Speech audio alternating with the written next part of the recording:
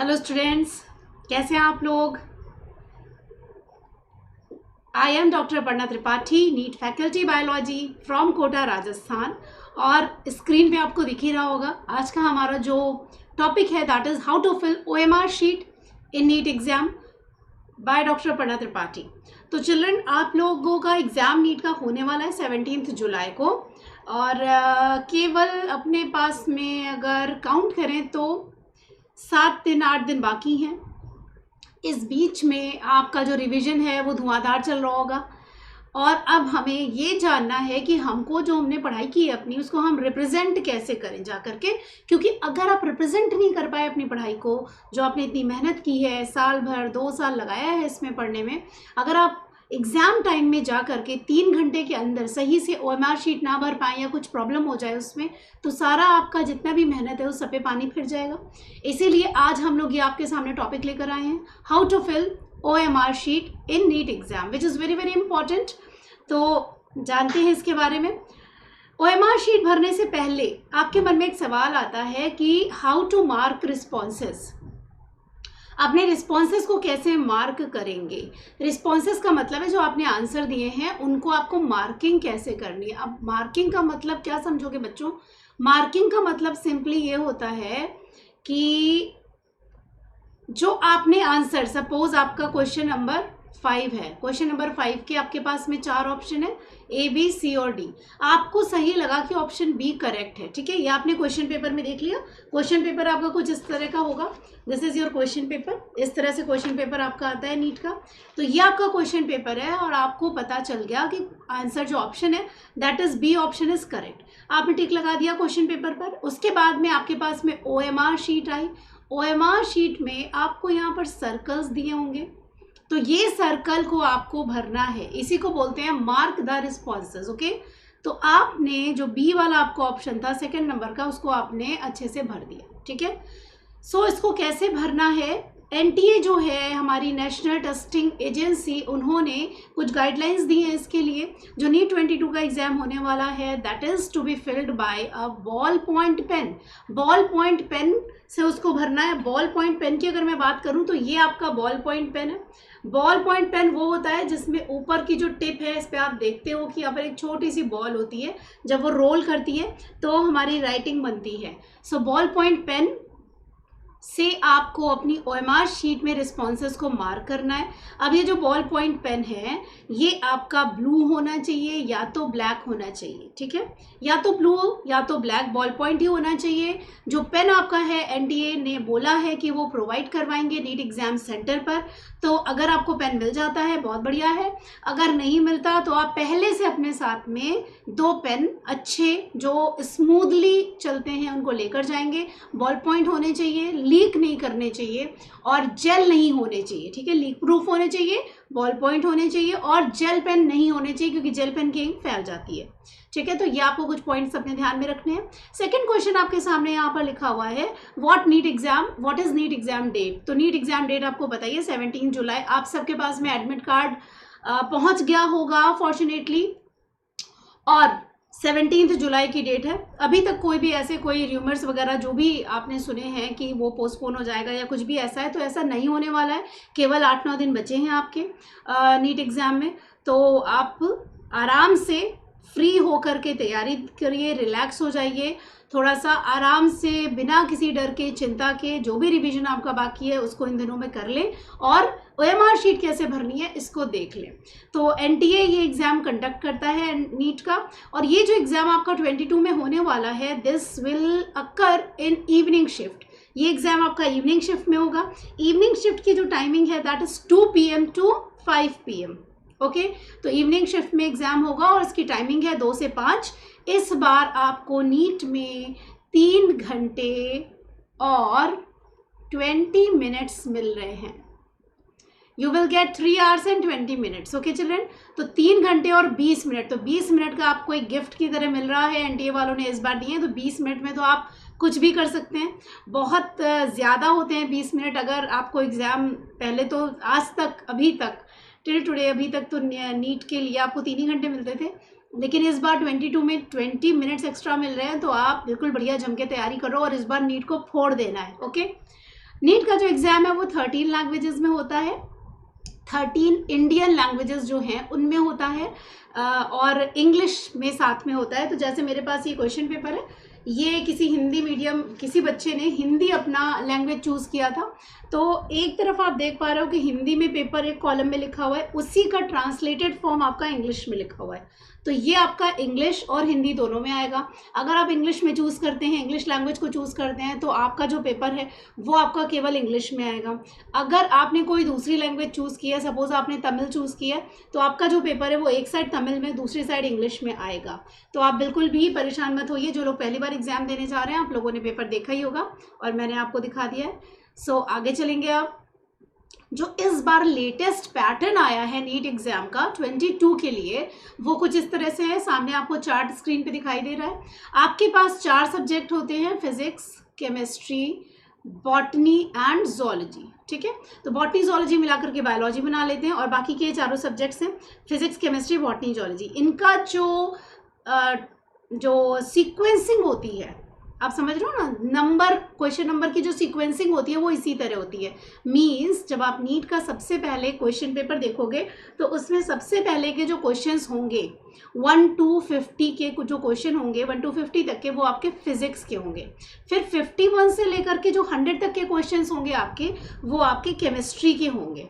Then आपके 101 से लेकर के 150 तक के जो क्वेश्चंस होंगे वो बॉटनी में आएंगे, और उसके बाद में सबसे लास्ट में 151 से लेकर के 200 नंबर तक के जो क्वेश्चंस होंगे ये आपके जोलॉजी में आएंगे। तो इसी सीक्वेंस में आपके नीट के क्वेश्चंस रहते हैं, और इसी सीक्वेंस में OMR शीट में जो आपको मार्किंग करनी होती है अपने रिस्पॉन्सेस की, वो भी होती है। ओके, तो इस बात का बहुत ध्यान में रखना कि आपको जो क्वेश्चन है, सपोज आपने केमिस्ट्री से अपना एग्जाम शुरू किया, केमिस्ट्री से पेपर शुरू किया देना, और आपको जब अपने रिस्पॉन्सेस मार्क करने हैं तो आप सीधे नंबर 1 से करने लगे, ऐसा बिल्कुल मत करिएगा। इसको ध्यान में रखिएगा, ठीक है, कि आपकी क्वेश्चन की नंबरिंग क्या है। इसीलिए मैंने आपको यहाँ पर ये स्क्रीन पर ये चार्ट शो किया हुआ है। तो यहाँ पर देख लेते हैं कि जो लेटेस्ट पैटर्न है नीट का एग्जाम का वो क्या है।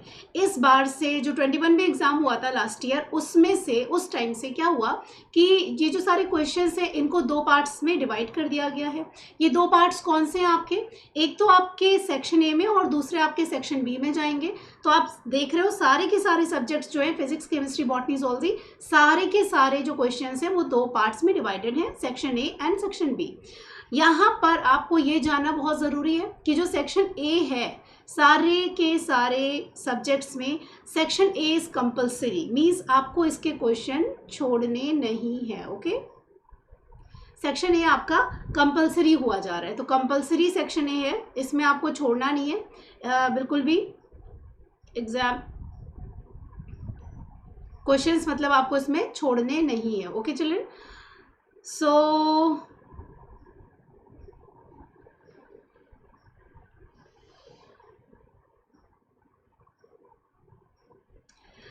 तो ये हो गए हमारे कंपल्सरी क्वेश्चंस। ओके,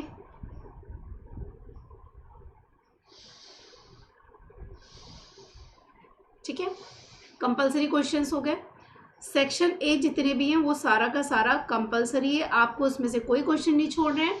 हर सेक्शन में आपके कितने क्वेश्चंस आएंगे बेटा, 50 क्वेश्चन, सॉरी, हर सेक्शन में, हर सब्जेक्ट में जो सेक्शन ए है उसमें आपके 35 क्वेश्चंस आएंगे। ठीक है, आप काउंट कर सकते हो, पहले वाले में 1 to 35 है, सीधे सीधे दिख रहा है। सेकंड आपका जो केमिस्ट्री वाला है उसमें 51 to 85 मतलब 35 क्वेश्चंस हैं। देन बॉटनी में 101 to 135 मीन्स 35 क्वेश्चंस हैं। देन जोलॉजी में भी आपके 151 to 185 मीन्स 35 क्वेश्चंस हैं। तो ये सारे सेक्शन ए के क्वेश्चंस आपको कंपलसरी हैं, ये नहीं छोड़ने हैं। अगर आपको नहीं आ रहा है कोई क्वेश्चन, किसी में आपको प्रॉब्लम है, कन्फ्यूजन क्रिएट हो गया है, तो फिर आप उस क्वेश्चन को छोड़ सकते हैं अगर बिल्कुल भी आंसर नहीं आ रहा है, क्योंकि अगर आप उसमें तुक्का मारेंगे तो आपका क्वेश्चन का आंसर गलत हो सकता है और आपकी नेगेटिव मार्किंग हो सकती है। तो अगर नहीं आ रहा है, कन्फ्यूजन है, अगर डाउटफुल है, तो उसको छोड़ देना ही उचित रहेगा। अब चलेंगे हम सेक्शन बी की तरफ। तो सेक्शन बी में अगर हम देखते हैं, सेक्शन बी में आपके जो क्वेश्चंस हैं वो आपके कितने आएंगे बेटा, 15 क्वेश्चंस ईच। ठीक है, सेक्शन बी का जो क्वेश्चंस का नंबर है उसमें सारे सब्जेक्ट में 15 क्वेश्चंस ईच आएंगे। अब ये जो क्वेश्चंस होंगे 15 क्वेश्चंस आप देख रहे हो सब में, ठीक है, नंबरिंग आप सीक्वेंसिंग देख लीजिए। ये जो 15 क्वेश्चंस है बेटा, इसमें आपको चॉइस मिलेगी, दे आर चॉइसेबल क्वेश्चंस, ठीक है। तो ये सारे के सारे में आपको मिल रही है चॉइस। कितनी चॉइस मिलेगी आपको इसमें? इसमें आपको 15 में से 10 क्वेश्चंस केवल करने होंगे। Okay, so you have to opt 10 in 15 means आपको 5 क्वेश्चन छोड़ने की छूट है। तो हर सब्जेक्ट में आपको 5 क्वेश्चंस की छूट मिलेगी, चॉइस मिलेगी। तो फिजिक्स में भी 15 मिलेंगे आपको क्वेश्चन, जिसमें से 10 करने हैं। केमिस्ट्री से में भी 15 मिलेंगे, जिसमें से 10 करने हैं। बॉटनी जोलॉजी में भी 15 मिलेंगे, जिसमें से आपको 10 क्वेश्चंस करने हैं। अब यहाँ पर देख लेते हैं कि इसका जो सेक्शन वाइज मार्क्स होंगे वो कितने होंगे। जो हमारे 35 क्वेश्चन थे उनके मार्क्स होंगे बेटा 140। हर एक क्वेश्चन के जो मार्क्स होते हैं, each question will of 4 marks, ठीक है। तो हर क्वेश्चन के 4 नंबर होते हैं। तो आपको इस तरीके से हर क्वेश्चन में 4 नंबर अगर आप देखो तो 35 क्वेश्चंस के 140 मार्क्स हो गए। और यहाँ पर आपको 5 क्वेश्चंस की छूट है, केवल 10 ही करने हैं। तो 10 4 आर 40, तो ये 40 मार्क्स आपको 10 क्वेश्चंस के मिलेंगे, ठीक है। तो हर एक में आपको चॉइस मिल रही है यहाँ पर।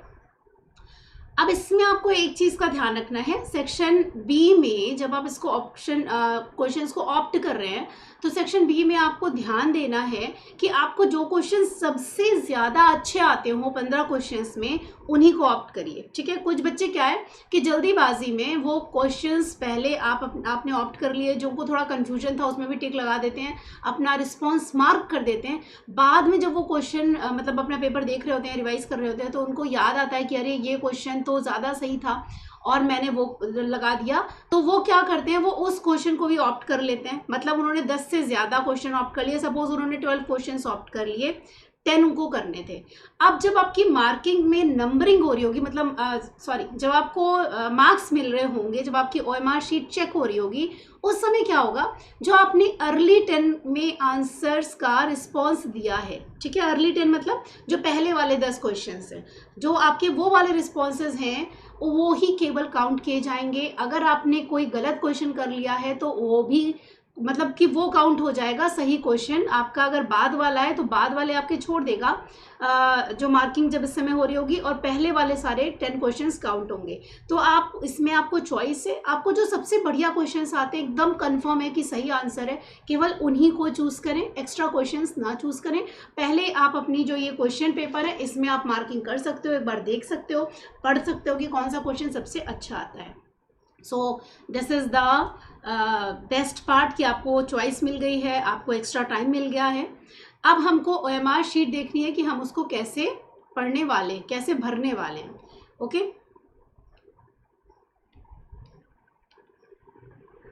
सो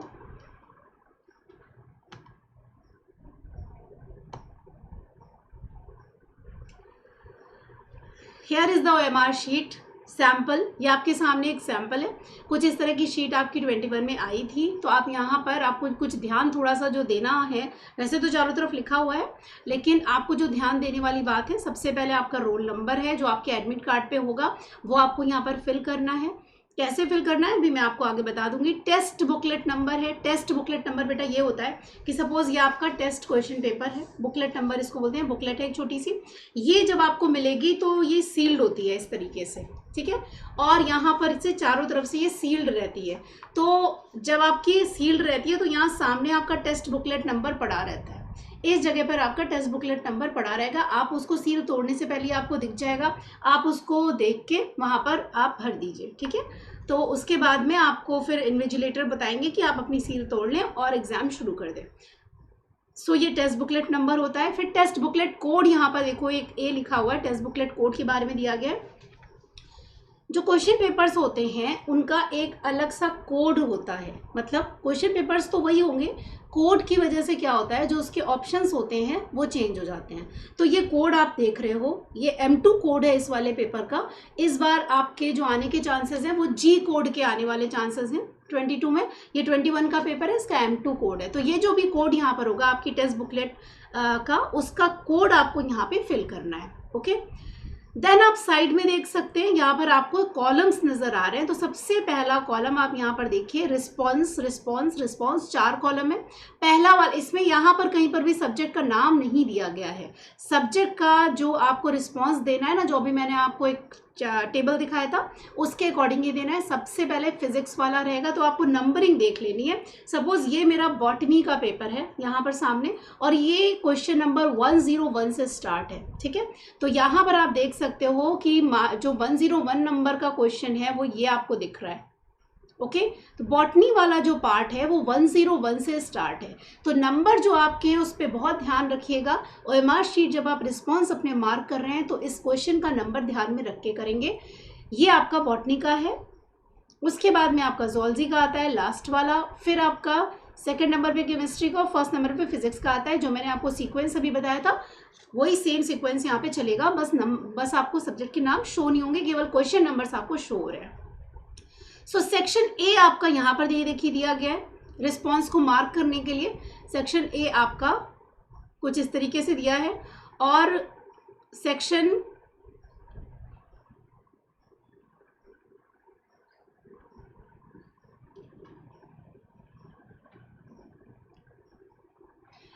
ए आपको यहाँ दिख रहा है ऊपर, यू कैन सी सेक्शन ए।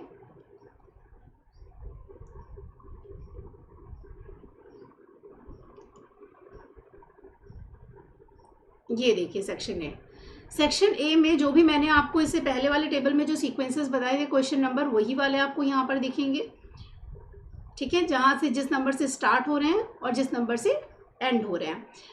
इसके जस्ट नीचे हर कॉलम में आप देखो सेक्शन बी के क्वेश्चंस दिए गए हैं, ठीक है। These questions at the bottom of section A, these belong to section B, ठीक है। ये सारे के सारे सेक्शन बी के क्वेश्चंस हैं। आप यहाँ पर देख सकते हो ये 15 क्वेश्चंस ईच हैं, ठीक है। 15 एमसीक्यूज के आपके जो रिस्पॉन्सेज यहाँ पर मार्क करने हैं। तो आपको जो बेस्ट आते हैं केवल उसमें से 10 को मार्क करना है। सपोज मैं आपको एक करके दिखा देती हूँ। मुझे इसका यहाँ पर आता है 36 नंबर क्वेश्चन का मुझे आता है आंसर। उसके बाद में मैंने चूज़ किया तो 39 नंबर का मुझे आंसर आ रहा था। बाकी के 2 में मुझे अगर कन्फ्यूजन था, मैंने उन दोनों को छोड़ दिया है। उसके बाद में मैंने किया, फिर से मार्किंग मैंने कर दी और मैं करती चली जा रही हूँ। ये मार्किंग आप देख सकते हैं। जो नहीं आता है 46 का मैंने फिर छोड़ दिया यहाँ पर, वो मुझे अच्छे से नहीं आता था, ठीक है। और अगर हम काउंट करें 1 2 3 4 5 6 7 8 9 और 1 8 10, ठीक है। अगर आपको 10 क्वेश्चंस के बढ़िया आंसर आते हैं, आप भर दीजिए, उनको कर लीजिए रिस्पॉन्स। अगर आपको उसमें से कोई भी ऐसा लग रहा है कि 10 में से भी नहीं आ रहा है, केवल 8 आ रहे हैं, 9 आ रहे हैं, तो बस उतने ही भरिए, नेगेटिव मार्किंग से बचने के लिए। क्योंकि जो नेगेटिव मार्किंग है, आपने जो सही क्वेश्चंस किए हैं उसमें मार्क्स अर्न किए हैं, वो भी आपके कट हो जाते हैं। तो इसीलिए नेगेटिव मार्किंग से आप बचेंगे।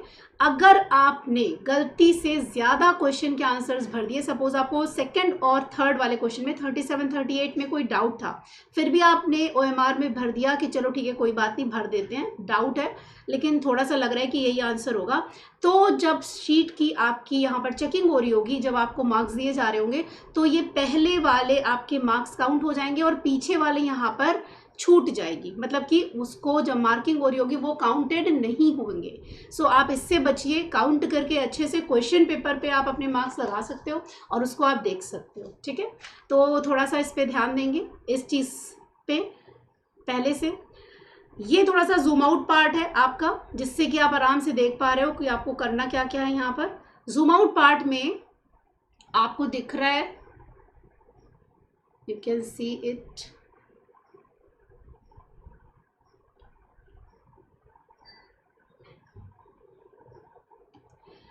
अगर रोल नंबर की बात करें तो यहाँ पर जो भी आपका रोल नंबर है 9710326501, ठीक है, ये आपने ऊपर फिल कर दिया जो स्क्वायर बॉक्सेस थे। उसके बाद में सेम वही नंबर आप नीचे के जो ये सर्कल्स दिए हैं उनको आप फिल करेंगे सेम उस नंबर से, ओके। तो ये आपने फिर फिल कर दिया, बिल्कुल ध्यान में रख करके। इसके लिए एक छोटी सी ट्रिक है जिसको आप अपना सकते हैं। वो ट्रिक ये है कि आप देख रहे हो ना, जितने भी यहाँ पर ये आपके नंबर्स हैं, डिजिट्स दिए गए हैं, एक आपका जो कॉलम है पहला वाला, उसमें एक डार्क स्ट्रिप है, फिर सेकेंड वाले कॉलम जो है वो लाइट स्ट्रिप का है, फिर डार्क और लाइट। तो इस तरह से ऑल्टरनेट स्ट्रिप्स आपकी दी गई हैं लाइट और डार्क बैंड्स के फॉर्म में। तो आपको अगर गलती नहीं करनी है, यानी कि आपको अगर अपने ये कॉलम्स जो है ना ये शफल ना हो जाए कहीं, इससे बचना है, तो आप एक बार देख लीजिए। सपोज 9 जो पहला वाला कॉलम है उसमें आपकी डार्क स्ट्रिप है, इसमें मैंने पहले भर दिया। सेकंड वाला 7 वाला जो था वो लाइट स्ट्रिप वाला कॉलम है, इसमें मैंने ध्यान देके भर दिया कि लाइट स्ट्रिप पे मुझे भरना है, ठीक है। फिर आप ऐसा भी कर सकते हैं, एक दूसरा तरीका भी है कि सपोज आपने पहले क्या किया कि ये आपकी जो नंबरिंग इसमें भरने वाले थे आप 1 अब यहाँ पर आए तो एक छोटा सा डॉट लगा दीजिए सेंटर में बिल्कुल, ठीक है। 0 आपका आ रहा है तो एक छोटा सा डॉट उसमें लगा दीजिए, जो कि केवल बहुत छोटा सा डॉट होना चाहिए जो केवल आपको दिखना चाहिए, ओके। वो काउंट नहीं होता है। जैसे कि डॉट लगा दोगे तो एक बार चेक कर पाओगे आपका कि आपने सही डॉट लगाया कि नहीं। भरने से पहले डॉट लगा के उसको एक बार सही मतलब कि हो जाए, करेक्ट तरीके से आप भर पाएँ, वो उसके लिए सही होगा। ये ट्रिक है आपके लिए। देन आप थर्ड में ट्रिक आपने लगा दिया। अब हम इसको फिल करेंगे, तो हमने इसको फिल करना शुरू किया है और ये आपने फिल कर दिया। देन 0 में यहाँ पर नीचे डॉट लगी थी तो यहाँ पर हम आ गए, इसको हमने फिल कर दिया है। देन 3 में यहाँ पर डॉट लगी थी तो इसको हमने फिल कर दिया, ओके। उसके बाद में 2 में हम डॉट लगा देते हैं और इसको हमने फिल कर दिया। तो कुछ इस तरीके से आप फिलअप कर देंगे ये सारी चीज़ों को। और फिल करने के बाद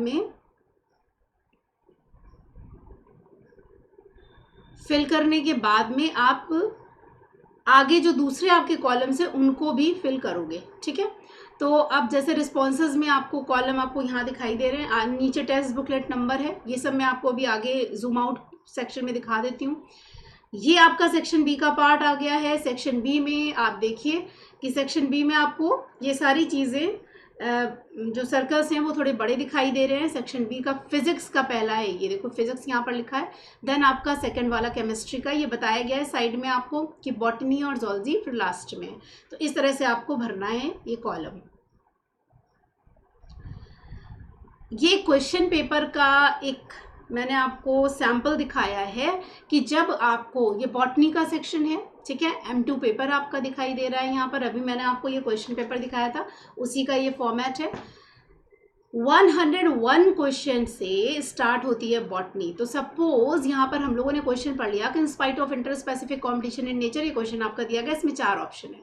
तो सपोज आपको ये जो 4 ऑप्शन है इसमें से आपने देखा कि जो आपका पहला ऑप्शन है सपोज उसको ले लेते हैं कि वो आपका सही है। तो आप अपना क्वेश्चन जो आपको ऑप्शन, जिस क्वेश्चन का ऑप्शन आपको करेक्ट लग रहा है उसको आप क्वेश्चन पेपर पर ही सिंगल टिक से करेक्ट कर देंगे, ठीक है। सपोज जो आपका सेकंड वाला क्वेश्चन है उसमें आपको थर्ड ऑप्शन सही लगा और आपने इसको करेक्ट कर दिया, यहाँ पर मार्किंग आपने कर दी। तो जब आप यहाँ पर टिक लगा देते हो ना तो वहाँ से क्या होता है, OMR शीट को भरने में ईजी रहता है। दूसरी ट्रिक ये है कि जो आंसर आपको आ रहा है, जिसका ऑप्शन आप टिक कर चुके हैं, उसके क्वेश्चन को भी छोटा सा टिक लगा दीजिए, ठीक है। यहाँ पर क्वेश्चन में भी छोटा टिक लगा दीजिए और फिर ऑप्शन में भी। तो जो टिक वाले क्वेश्चंस होंगे आपको पता चल जाएगा कि उसका आंसर आपको आता है, आपने सही आंसर लिखा है। अगर आपको कोई क्वेश्चन नहीं आ रहा, इसके आंसर में आपको डाउट है, आप उसके ऊपर सर्कल लगा दीजिए। तो सर्कल वाले क्वेश्चंस देखने से आपको पता चलेगा कि इस क्वेश्चन में मुझे डाउट था। जिन ऑप्शन में आपको लगता है कि ये हो ही नहीं सकते, उनके आगे छोटा सा क्रॉस लगा देंगे दूसरी साइड, ठीक है। और जिस ऑप्शन में आपको लगता है कि इस दोनों में से कोई एक हो सकता है, तो आप उसको जब दोबारा रिवाइज कर रहे हो, पेपर जो होता है वो 2 बार में होता है। एक तो उन क्वेश्चंस को आप कर सकते हैं जो आपको बिल्कुल अच्छे से आते हैं, 100% आप कॉन्फिडेंट हैं कि ये क्वेश्चन का आंसर बिल्कुल सही है। तो एक पहली बार में तो आप वो सारे क्वेश्चंस को करेक्ट कर देंगे, टिक लगा देंगे, मार्क कर देंगे, ठीक है। सेकेंड टाइम में आपको क्या करना है कि जो क्वेश्चंस में आपको डाउट था, जिनके ऊपर आपने सर्कल लगा रखा है, उन क्वेश्चंस को थोड़ा सा टाइम देंगे, उसको पढ़ेंगे और फिर सोचेंगे कि आपने पढ़ा था और इसका सही आंसर क्या होना चाहिए, ठीक है। तो सेकेंड टाइम जब आप क्वेश्चन करते हैं तो बहुत सारे ऐसे क्वेश्चन होते हैं जिसका आंसर आपको सेकेंड टाइम में आ जाता है और आपका आंसर सही हो जाता है। इस तरह से आप अपना पेपर कर सकते हो। टिक वाले में छोटा सा टिक क्वेश्चन नंबर पे लगा दीजिए और सही ऑप्शन पे लगा दीजिए, और जो आपको नहीं आ रहा है उसको गोला बना दीजिए, सर्कल कर दीजिए, और जो डाउटफुल आंसर हैं उनको आप देख लीजिए सेकेंड टाइम पढ़ते समय पर। तो इस तरह से जब आप क्वेश्चन करेंगे तो आपका जो टाइम है वो बच जाएगा, ओके। नेक्स्ट यहाँ पर ये चीज़ मैंने आपको दी है स्क्रीन पर इसलिए क्योंकि आप फिजिक्स के जो क्वेश्चन के नंबर हैं उनको आप पहचान पाएँ कि कौन कौन से हैं सेक्शन बी सेक्शन ए में। तो ये जो चार्ट है ये उसके लिए आपको दिया गया है। अगर आपको ये समझ में मतलब कि वहाँ पे आप कहीं गलत ना कर दें तो इसलिए आइए आपका मैं लेकर आई हूँ।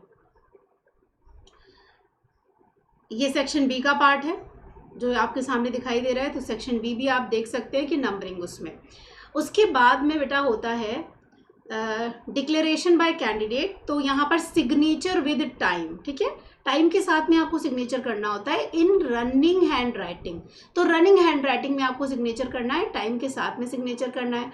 अब रनिंग हैंड राइटिंग मतलब होता है सपोज मेरा नाम अब पढ़ना है तो मैं जो साइन करूंगी वो कुछ इस तरह से कर दूंगी, this is running hand writing, ठीक है। अब आपको क्या लगाना है, टाइम भी लगाना है। आपकी 17 जुलाई डेट है तो आप 17 जुलाई या फिर 17/07/22 ये पूरी डेट आप डालेंगे अपने सिग्नेचर के साथ में। हर जगह यहाँ पर आप देख सकते हो रनिंग हैंड राइटिंग में ही आपको अपना नाम भी लिखना है, जैसे कि ओके तो ये रनिंग हैंड राइटिंग में आपको इस तरह से करना है, मदर्स का नेम भी। और जो भी आपसे पूछा गया आप देख लीजिए। अगर ब्लॉक लेटर है जैसे हम लोगों ने अभी स्टार्टिंग में देखा था जब मैंने आपको अपना वो बताया था, ये देखिए ये स्टूडेंट का नेम है, यहाँ पर स्पेसिफिक किया गया है, स्पेसिफाई किया गया है कि ब्लॉक लेटर में आपको लिखना है। तो जहाँ पर रनिंग हैंड राइटिंग लिखी है उसको पढ़ लीजिए, रनिंग में है तो रनिंग में लिखिए, अगर ब्लॉक लेटर्स में है तो ब्लॉक लेटर्स में। जैसे कि कोई स्टूडेंट है नीट एस्पायरेंट है जिसका नाम है मनोज, तो आप इसको ब्लॉक लेटर में करेंगे, मनोज कुमार सिंह। ओके एक बात का आपको ध्यान रखना है, नाम लिखते टाइम पर आपको ये ध्यान रखना है कि जब भी आप नाम लिख रहे हैं तो अगर आपके 2 या 3 मतलब मिडिल नेम भी है सर नेम भी है तो आपको क्या करना है, बीच में आपको एक ब्लॉक को छोड़ देना है, क्रॉस नहीं लगाना है। मैंने यहाँ पर आपको क्रॉस लगा के दिखाया, you don't have to put a cross, आपको केवल अपना ब्लॉक छोड़ देना है। ओके चिल्ड्रन, सो ये मैं हटा देती हूँ नहीं तो आपको कंफ्यूजन हो जाएगा। एक ब्लॉक आपको छोड़ देना है। अब हम यहाँ पर अपना जो सर्कल है उसमें अपना रिस्पॉन्स मार्क करेंगे।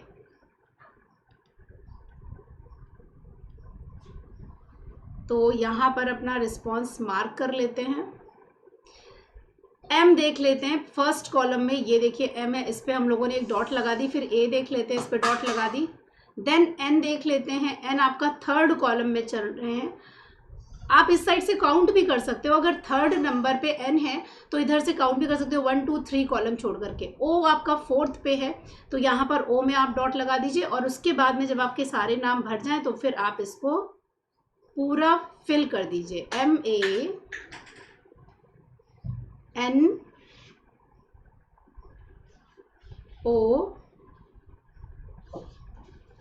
एंड लास्ट में देखिए जे।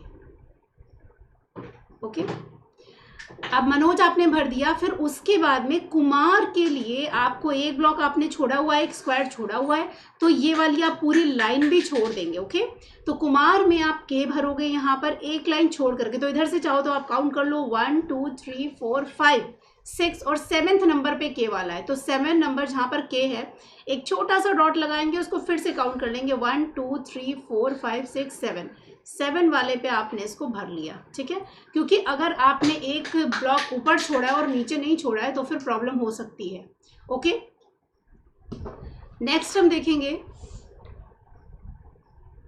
ये आपका रोल नंबर है। अब आपको अपना सर्कल भरना कैसे, उसका क्या तरीका है। जैसे कुछ बच्चे जो होते हैं वो सर्कल अपना सेंटर से भरना शुरू करते हैं और कुछ बच्चे जो होते हैं वो साइड से भरना शुरू करते हैं, लेकिन एग्जैक्ट तरीका क्या है भरने का वो मैं आपको बता देती हूँ। ये आप आउटर एरिया से, जो ये आपका आउटर सरफेस है उससे भरना शुरू करेंगे और फिर इनर पार्ट में आएंगे भरने के लिए। ठीक है, जो सेंटर का पार्ट है वो आपका पूरा कवर हो जाना चाहिए। अब आप इसमें बीच में देख रहे हो ना कि नंबर्स लिखे हुए हैं 1 2 3 4 सेंटर में, ये नंबर बिल्कुल भी दिखने नहीं चाहिए। आप बाहर वाले आउटलाइन से धीरे धीरे बढ़ना शुरू करेंगे और उसको अंदर तक लेकर चले आएंगे। This is the correct way of filling the circle in OMR sheet. Okay, अगर आपने केवल सेंटर वाला पार्ट भरा तो मार्किंग नहीं, मतलब वो काउंट नहीं होगा। अगर आप भर रहे हो और बहुत ज़्यादा आपने बाहर निकाल दिया, बिल्कुल इस तरह से कर दिया है, तो भी ये काउंट नहीं होगा। अगर आपने एक छोटा सा पार्ट ही भरा है या आपका सर्कल हाफ फिल्ड रह गया है, तो भी काउंट नहीं होगा। अगर आप इतना ज़्यादा इसके ऊपर, कुछ बच्चे क्या करते हैं, उसको पूरी तरह फिल करने के लिए उसके ऊपर जो अपना पेन है उसको बहुत प्रेशर से चला देते हैं, बहुत ज़्यादा प्रेस कर देते हैं। तो आप ऐसा मत करिए। इसको अगर आप बहुत ज़्यादा प्रेस कर देंगे तो उतना जो कागज़ का टुकड़ा है वो निकल के बाहर चला जाएगा, वहाँ का कागज़ ही गायब हो जाएगा और फिर वो भी काउंट नहीं होगा। तो आपका आंसर तो सही होगा, लेकिन आपकी मार्किंग जो है वो नहीं हो पाएगी, आपको नेगेटिव मार्क्स मिल जाएंगे या फिर आपका जो नंबर है वो मिलेंगे ही नहीं। तो इस तरह से मत करो, हल्के हाथ से भरो और बाहर से लेकर जब अंदर भरोगे तो बाहर फैलने का कोई चांस नहीं रहेगा और अंदर आते आते आपको पूरा कवर कर देना है पार्ट। ठीक है, बिल्कुल आपको रखना नहीं है। जो अंदर बीच में ऑप्शन का नंबर लिखा रहता है ABCD या फिर 1 2 3 4 व्हाटएवर, आप उसको अच्छे से भर दीजिए। यहाँ पर देखिए NTA की तरफ से मार्किंग करने के कुछ तरीके दिखाए गए हैं। आपको रॉन्ग और करेक्ट मार्किंग जो मेथड है उसके बारे में बताया गया है कि जो रॉन्ग मार्किंग है वो आपको नहीं करनी है और जो करेक्ट मार्किंग है वो ही करनी है। तो करेक्ट मार्किंग में आप देख रहे हो सारे जितने भी सर्कल्स हैं वो सारे के सारे पूरी अच्छी तरह से फिल सर्कल्स हैं आपके। और जो आपकी रॉन्ग मार्किंग है उसमें देख लीजिए कुछ बच्चों ने इसमें टिक का निशान सेंटर में लगा दिया है, क्रॉस का निशान लगा दिया है, टिक लगा के और 2 सर्कल भर दिए हैं। अगर आप 2 सर्कल भरेंगे तो भी काउंट नहीं होंगे, आपको मार्क्स नहीं मिलेंगे। ठीक है, अगर आपने एक सर्कल तो सही से भरा और दूसरे वाले में आपको लगा कि नहीं नहीं आंसर तो दूसरा वाला है, आपने उसको भरा और टिक लगा दिया बीच में कि मेरी मार्किंग ऐसे हो गई, तो ये जो मार्किंग होती है मैकेनिकल नहीं होती है, ये कंप्यूटर मार्किंग होती है, तो कंप्यूटर इसको नहीं काउंट करेगा। अगर आपका सर्कल केवल बाहर बाहर भरा हुआ है, सेंटर का पार्ट आप देख रहे हो ना ये खाली है, तो अगर ऐसा है तो भी आपकी मार्किंग काउंट नहीं होगी। अगर आपने गलती से 2 सर्कल को फिल कर दिया है और एक आपको लगा फिर से कि एक तो रॉन्ग है और दूसरा वाला सही है, उस पर आपने क्रॉस का निशान लगा दिया, तो भी आपका नंबर काउंट नहीं होगा। ठीक है, तो इस तरह से आप अगर सिंगल भी आपने भरा है और उसमें क्रॉस लगा दिया है, क्रॉस लगा के भरा है, तो भी आपका काउंट नहीं होगा।